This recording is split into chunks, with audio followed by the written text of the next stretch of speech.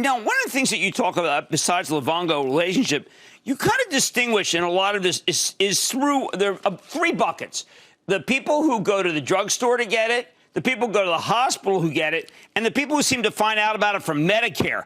But it's this drugstore, let's say, drugstore method of getting Dexcom that's crushing it. Now, I've never seen a drugstore be that cooperative or helpful. What's going on?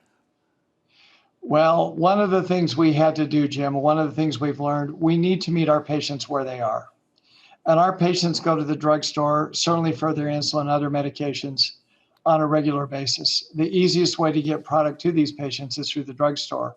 We've worked very hard with the payer network across the U.S. to get reimbursement through the pharmacy channel so patients can go there and pick up the product. And we've not only made it advantageous from a convenience perspective, but as I said yesterday, 30% of our patients covered in the pharmacy benefit pay zero copay. And so we have made it much easier for patients to get and to use the technology. And that's our preferred channel over time. Well, I mean, how about what do we do about in the hospital COVID-19 patients using Dexcom? Because you addressed that in the conference call, but I still wasn't sure of the relationship. Well, it's been very interesting. We got, if you will, an emergency approval or a waiver to go use our product in that environment where we are not yet currently labeled. And we embarked on what I would call a journey to get our technology into that environment. And we've learned many things along the way, not the likes of which is it's a little different dealing with the emergency room staff and the ICU staff than endocrinologists. We've had to learn about IT systems in the hospital as we're transmitting data, make sure we're secure. But the bottom line is we solve two very important problems there. First of all, we make it much easier for the healthcare workers. They use much less equipment.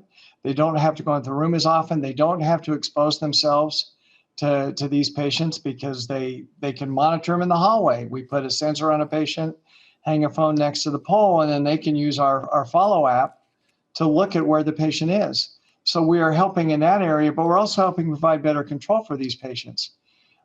It's very apparent in everything I've read, and I'm sure you've read more than me, but this virus definitely appears to have an effect on the pancreas, and controlling diabetes in addition to the respiratory problems becomes an issue.